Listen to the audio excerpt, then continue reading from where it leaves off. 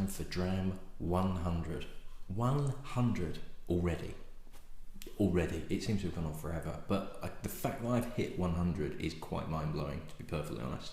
And I wouldn't have been able to even get anywhere near 100 if it wasn't for some absolutely fantastic people in the whiskey community. So before I even crack on with this, I have to thank anybody that has sent me any donations. It's been just amazing, the fact that there have been people out there that have really kind of caught on to what I'm trying to do, appreciate what it is that I'm doing and why I'm doing it, and have sent me these donations. I have never intended to get samples from anybody that hasn't been able to spare it, that is going to take away from anybody's whiskey collection. I'm not expecting people to crack open rare and expensive bottles. It was a challenge that I'd set myself, and fortunately quite a few people out there have actually managed to kind of pick up on it and have been helping me out. And the majority of people that have come across, I've come across through Facebook and Twitter and everything like that. I'm even getting a song off my washing machine from you, that have got in touch and offered support and donated towards the charity, but also donated drams like this. I think it's quite apt that I've got this one, which was a donation from Joe Lawson, who I think was actually the first person to send me a donation. Was a little box of, I think it was 6 or 7 samples in there, and at the time I was amazed. I was like, wow, somebody's actually sent me some donations, this is incredible. And from there I've had other ones from other people, so thank you to everybody. Jason B. Standing, Tobias von Neubrunner, Andrew Butler, Mr. X, Mortimer and Mike, Will Knock, Charlie Cavai. I can't remember everybody's names. I'm sure there's some that I'm missing. The guys at the Whiskey Lounge, all these people, and if I have missed you out, I haven't written the list down and I should have done, and I really apologise, because there are some people that I know that I've missed. But just to get to number 100 has been, I didn't, to be honest, I wasn't sure I'd even get this far. The fact that I've got enough to get me to 266, I've still got 100 left. Okay, there's still a long way to go, but to get over halfway is incredible. And it makes me feel confident that I can actually get to the end of this. Whether I can get to the £5,000 goal is a different matter entirely. I know I've kind of said £36.60 at 10p per dram as a sponsorship. 100 people can do that. That's over £3,500. At this point in time, I'm just over 600. That's still over £600 towards a charity that they would never otherwise have got. And to be honest, it's £600 more than I thought I would probably get. Let alone, to get to Dram 100 is more than I thought I'd get. To get 600 quid is amazing. But if you can share this challenge, if you can spread the word, if you can tell people what it is that I'm trying to do, why I'm trying to raise the money, the video is there on my YouTube channel as to who I'm doing this for, my daughter's best friend, who has these heart problems, who will need a full heart replacement. That would be intense. A heart valve replacement, by the sounds of it, it's near enough an entire heart replacement. He's a fantastic little boy. He's absolutely gorgeous, funny, cool, so laid back, it's ridiculous.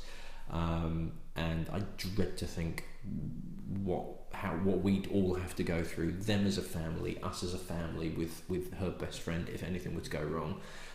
So anything that I've been able to put towards the Children's Heart Surgery Fund, this £600 will go a long way. But obviously £5,000 can go a hell of a long way. So if you can spread the word, if you can donate any money, but if you can tell as many people as you know to just, and I'm not asking for a lot, £36.60 for a year, me doing this for a year, it's hard work. I've got into a routine, but I've got things coming up, as you're probably fully aware, in terms of a baby at the end of this year that is going to throw some spanners in the work, but I'm still going to keep pushing through because I need to do this for Vaughan and I need to do this for my daughter. So dram number 100, and I think it's a pretty special one to be finishing the century with. This is Springbank. Now Springbank is another one from Campbelltown. If you haven't seen the Kilkerran or the Glen Scotia, which are the previous two, Campbelltown is a peninsula off Scotland, off the west coast of Scotland, very, very highly regarded, up to the point of US Prohibition, was one of the main sort of epicentres of Scotch whisky. US Prohibition hit, First World War hit. After that, 2 distilleries left. This one, Springbank, and Glen Scotia. There is a third, which is Kilkerran, which was originally known as the Glengyle Distillery. Here's a map of where Springbank is. Now, the Glengyle Distillery, which is released as Kilkerran, is actually next door, and you might be able to see on the map as well where Glen Scotia is, which is literally a 5-minute walk kind of across the park, just the other side of the Campbell Town Centre. So the 3 distilleries that remain on this peninsula, which had 34 distilleries at one point, there's 3 left, and they're within walking distance of each other. So Springbank was founded in 1828. Now, if you go on the Springbank Distillery website, they talk about it being owned by the Mitchell family, and it's been family run from that point onwards. But it doesn't make any mention of the Reed family, it was a guy called William Reed and his family who set up Springbank originally in 1828. And in 1837, the Mitchell family, which were 2 brothers called John and William, bought the distillery from the Reeds. Now, I believe they were related kind of like through marriage. So it wasn't just them walking in and going, we're going to have your distillery. They were actually linked by marriage. But the Mitchell brothers bought the distillery in 1837 because the Reeds were in quite serious financial difficulty. So the Mitchell brothers, it's been owned by the same family since 1837. Technically not 1828, but the website itself and marketing and everything like that don't really make any mention of that. So you may get the impression that it's been the Mitchells, they were the ones that set it up in 1828, but that's not the case. So it's still family owned, and the reason that Springbank, probably more than any other distillery in Scotland, is so highly regarded is we're on the 5th generation of the same family that own this, and they do everything on site. They malt the barley up to the bottling. They bottle it as well. They do the whole process all the way through. They're not buying malt in, they're malting the barley themselves. They're not sending it off to get bottled, they're doing it themselves. So this, and I believe Kilhoman on Islay is the only other one that does it from start to finish all the way through. I've read this, I've read somewhere of this being described as a craft distillery. Now, craft is one of these words, a bit like craft beers, where it's a bit of a marketing term, and it's kind of giving the impression of kind of a tradition or a kind of not cohesive. What's the word I'm thinking of? It's basically kind of giving the impression that this is small scale and there's a lot more care taken over. It's a bit poncy word. Craft beer is kind of like, and I've even heard craft whiskey being used in terms of Diageo nonsense, but Springbank is probably the closest you're going to get to actually have justification for that term, because it's still traditionally made. Everything's done on site. There's a lot of care, but they do experiment. They experiment with different casks to mature. They play around with things. They hold back releasing it. They actually cut down production because it was felt that there was too much Springbank out on the market. So they actually held back. I think they actually stopped distilling for a while, maybe even like a couple of years, to actually rein everything back in and go, right, let's not flood the market. Let's be a bit clever about this. And let's be more careful and actually create a bit of demand so that people will continue buying it and not going, oh look, there's another Springbank on the market, on the shelf, you know, the 1,000th Springbank that we've come across. So they're being clever and they're being smart and they're thinking about what they're doing. So the other thing that's unusual about this Springbank in particular is this particular one. Now they have 3 versions of whiskey that they release. They have Springbank, which is this bog standard 10-year-old that I've got, which looks like this on the shelf. They have another one called Hazelburn. Now, when I did Auchentoshan the other day, when I was doing the Lowland whiskies, I thought that it might have been the only whiskey that's the only Scotch whiskey that's triple distilled. It's not. Hazelburn's triple distilled as well. And they also do a heavily, Hazelburn is unpeated as well and triple distilled. They do another version called Long Row, which is quite heavily peated. And as it is, I've got a Long Row for tomorrow. Nice one. Springbank is what they call 2.5 times distilled. So what they're doing is they're distilling. What you tend to do is distill once and then distill it again to get some more of the impurities out. The more you distill, the higher the alcohol percentage, but you actually start to take out some of the flavour and character that's within the spirit. What they're doing is once they've done that first distillation, they're taking some of it and some of the what they call low faints. So it's the the head and the foot, so as you start distilling, the first stuff that runs off isn't actually as good as the middle cut that they call it, and that's what you tend to use. So the head and the foot, the first bits and the last bits are kind of the bits left at the bottom that are making their way up to get distilled off, tend to get kind of like chucked to one side because that's not what you want. What they're doing with that is they're actually moving that back into the original still with a new version of wash and redistilling it, so it's kind of a 2.5 times distilled. Some of the whiskey has been double distilled and some of it has been triple distilled, so it's quite unusual, and that's why they're calling it 2.5 times distilled. So no colouring, no chill filtration, it's all as pure as it could possibly be. 46% as well for a standard 10-year-old. Good colour on it though, very nice colour. And with if there's no colouring added to that, that's a really, really nice colour. It's matured in ex-bourbon and ex-sherry casks as well.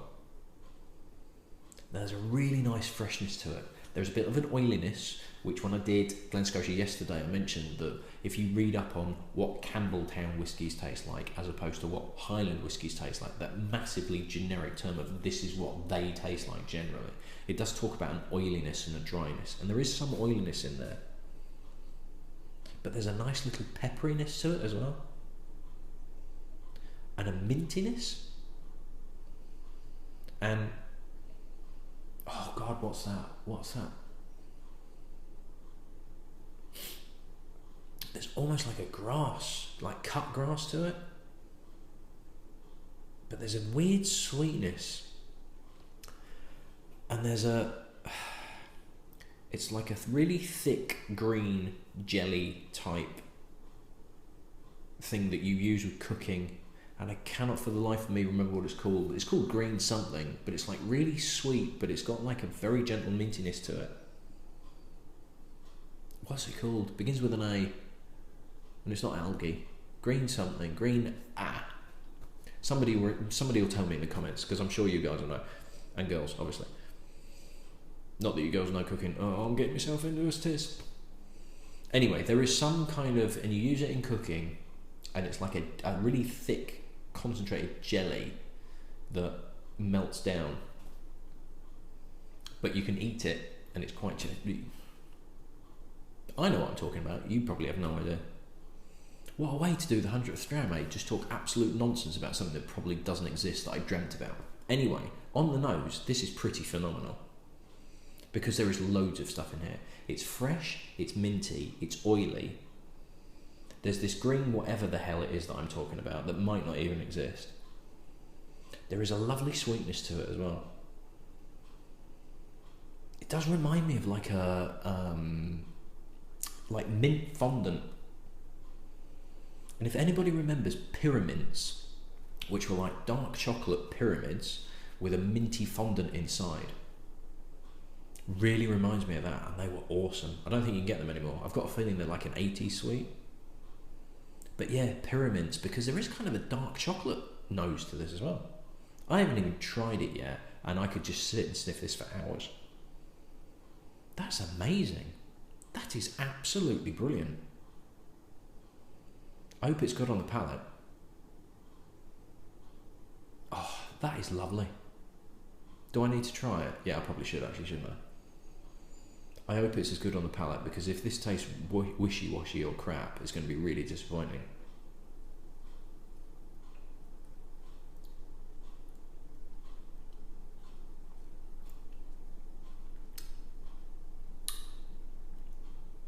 Fortunately, it does taste really good. That is wonderful. That's really, really nice. There is actually some peppery peatiness on it as well, which I wasn't expecting. I didn't think it was going to be that peaty.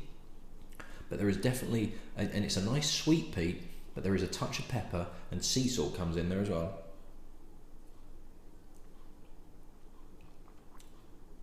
That mintiness continues. Alcohol burn kicks in as well. Bit more than I thought for 46%. Then there's oiliness. There's loads of different stuff in here. This is mental. There's a lot going on in that glass. A lot. And the finish is wonderful. I can still taste it now, but it's this kind of it's like Wrigley's spearmint or Wrigley's double mint chewing gum. That flavour sticks around in your mouth, but it's the nice flavour of double mint, and it's like I've just eaten a peppermint. There's chocolate, maybe not a peppermint because there is a bit of pepperiness in there as well, but it's really lingering. It's still going even now.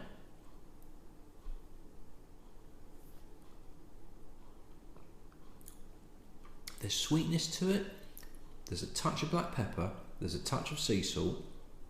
All of a sudden this mint comes in, then it dies down, then you've got, and there is a nice sweetness to it as well. And this weird oiliness that kind of, you've swallowed, but it's almost like it coats your mouth to just keep all the flavours in. It's like it locks everything in. It goes, no, well, we're not going yet. You're going to keep tasting this. You're going to keep having these sensations in your mouth. That is really, really bloody good. That's phenomenal. It's about 36 quid as well. I think Whisky Exchange and Master and Malt were selling it for like £36.60, which is a joke, because that is brilliant. For 36 quid, that is a sodding bargain. If you could find that on a deal for 30 quid, you're having a laugh at that price. That is wonderful stuff. That is amazing. And to be honest, there is enough in there that's pretty much going to cover all bases for a whiskey drinker, because what peatiness is there is not intense, but it's there enough for an Islay drinker, but it's not so intense that it's going to put non-Islay drinkers off. The sweetness and the mintiness, pretty much everybody, I'd be surprised. I'd say 1 out of 10 people probably aren't going to like that, and they're not going to like most whiskies if they don't like that, unless they're looking for proper heavily sherried, rich, full-on sherry bourbon, that type of flavour. That's incredible stuff. That really is. For a standard 10-year-old at £36, I don't think you're going to find much better. No wonder everybody raves about it. And all that time and care and attention pays off. Absolutely pays off. You could sit there for half an hour and just nose it, and then get on with drinking it. That's brilliant. What a way to do Dram 100. I could not honestly have picked a better one. I'm so happy that's number 100, because that is amazing stuff. Absolutely brilliant. If you can find it, get it. I can't recommend that highly enough. That is absolutely brilliant. One of the best whiskies I've had as a bog standard 10-year-old standard release. Amazing stuff. Love it. Well, that's 100. Only 266 to go. But again, once more, to everybody that's donated drams, that's donated cash, that's got in touch, that's liked my A Dram A Day page, that's sent me some messages going, oh, really good idea, really like what you're doing, I wish I'd have thought of that sort of thing. Thank you to all of you. Thank you so much. I've still got a hell of a long way to go, but yeah, it's I've loved every minute of it. I've loved doing it. I've loved researching it, and fortunately I still do love it, because I've got to love it for the next 266 days. So I hope you'll stick around, and please spread the word. Please tell everybody that you know, if they can help out, if they can donate cash, if they've got any ideas of what I can do to promote it and spread the word and what have you.